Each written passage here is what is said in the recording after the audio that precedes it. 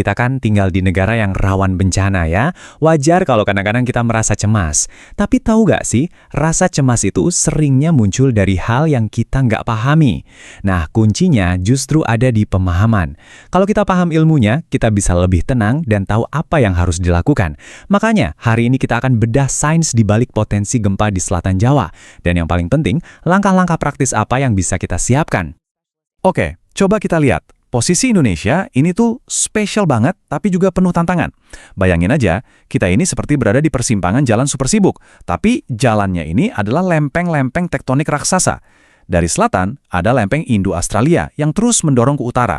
Dari utara, kita ditahan oleh lempeng Eurasia. Nah, lokasi inilah yang membuat kita jadi bagian dari cincin api Pasifik, alias Ring of Fire, salah satu pusat aktivitas geologis paling aktif di seluruh dunia. Semua pergerakan dan dorongan antar lempeng ini, itu artinya ada energi yang sangat besar yang terus-menerus tersimpan.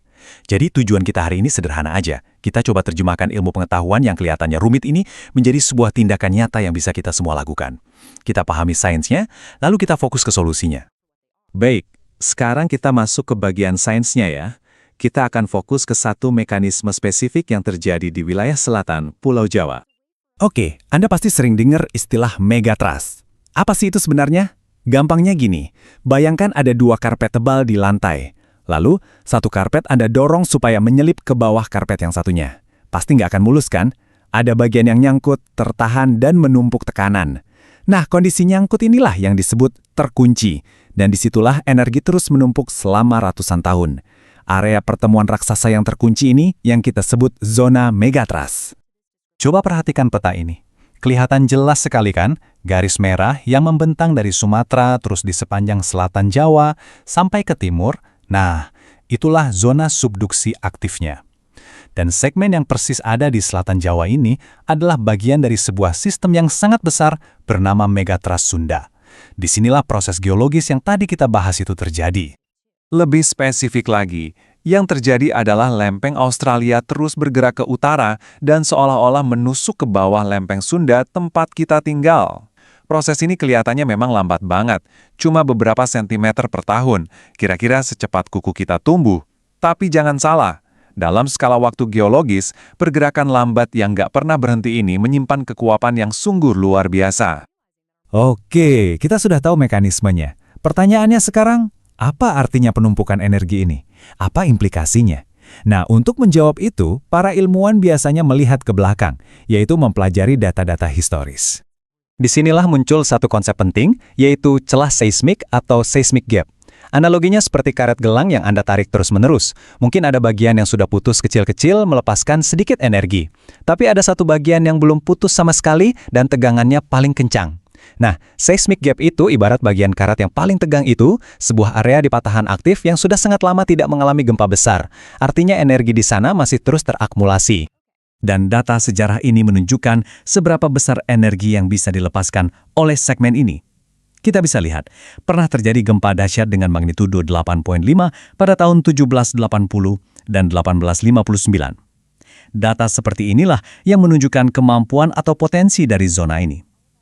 Fakta bahwa sudah cukup lama tidak terjadi gempa sebesar itu, ini yang memperkuat argumen para ilmuwan tentang adanya energi yang sedang terkunci.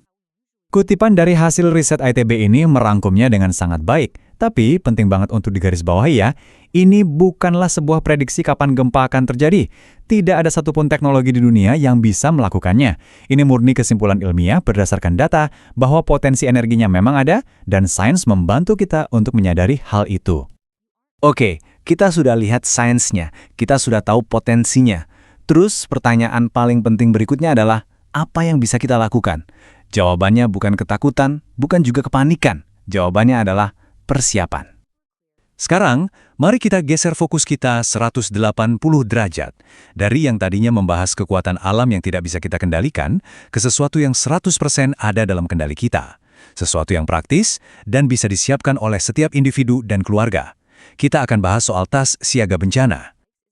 Tas siaga bencana atau sering juga disebut TSB atau Go Back adalah sebuah konsep kesiapsiagaan yang sangat mendasar.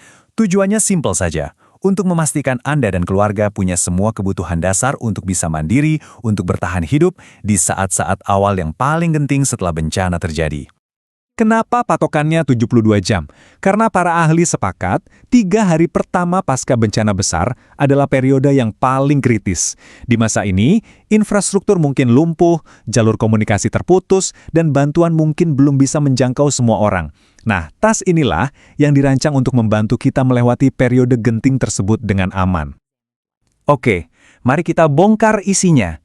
Apa saja sih barang-barang super penting yang wajib ada di dalam tas ini? Ini dia komponen-komponen utamanya. Kelihatannya sederhana ya, tapi jangan salah, setiap barang di daftar ini punya peran yang sangat vital. Mari kita bedah alasannya satu persatu. Pertama, dokumen dan uang tunai. Kenapa? Bayangkan skenarionya. Listrik padam, jaringan internet mati. Artinya mesin ATM nggak berfungsi, bayar pakai kartu atau QR ICE juga nggak bisa. Uang tunai jadi satu-satunya alat transaksi. Dan fotokopi dokumen penting seperti KTP, kartu keluarga, dan ijazah itu krusial untuk identifikasi diri nantinya. Jangan lupa, masukkan semuanya ke dalam plastik kedap air. Berikutnya, air dan makanan. Ini sih jelas yang paling mendasar. Air adalah prioritas utama. Siapkan setidaknya 3 liter air minum per orang untuk 3 hari. Untuk makanan, pilih yang praktis, yang berkalori tinggi, awet, dan tidak perlu dimasak. Contohnya biskuit energi, makanan kaleng, abon, atau coklat batangan. Dua benda kecil ini benar-benar bisa jadi penyelamat nyawa. Senter udah jelas ya untuk penerangan saat semua gelap. Lalu kenapa peluit? Karena jika amit-amit kita terjebak di reruntuhan, berteriak itu akan menguras tenaga. Meniup peluit suaranya jauh lebih nyaring, tidak bikin capek, dan lebih mudah didengar oleh tim penyelamat. Siapkan juga kotak P3K. Isinya yang dasar saja cukup, seperti plester, antiseptik, dan perban. Tapi yang tidak kalah penting, jika Anda atau anggota keluarga ada yang rutin mengonsumsi obat resep, misalnya obat diabetes atau jantung, pastikan persediaan untuk beberapa hari ada di dalam tas ini. Ini tidak bisa ditawar. Dalam situasi darurat, informasi itu adalah segalanya. Jaringan seluler mungkin mati, tapi siaran radio FM seringkali masih bisa diakses. Radio kecil bertenaga baterai bisa jadi satu-satunya cara kita mendapat instruksi resmi dari pihak berwenang seperti BNPB atau BMKG. Dan tentu saja, powerbank yang terisi penuh akan sangat berharga untuk menjaga ponsel tetap menyala. Jadi inilah benang merahnya. Seluruh pembahasan kita tentang potensi geologis ini tujuannya bukan untuk menciptakan kepanikan, justru sebaliknya. Pengetahuan ini memberi kita alasan yang kuat dan logis untuk bertindak. Kesiapsiagaan adalah bentuk nyata dari pemahaman kita terhadap alam tempat kita tinggal. Pada akhirnya, ini bukan cuma sekedar informasi. Anggaplah ini sebagai ajakan untuk bertindak. Menyiapkan satu tas sederhana ini bisa membuat perbedaan yang sangat besar bagi Anda dan keluarga. Jadi, pertanyaan terakhirnya saya kembalikan kepada Anda. Tas siaga bencana Anda sudah siap?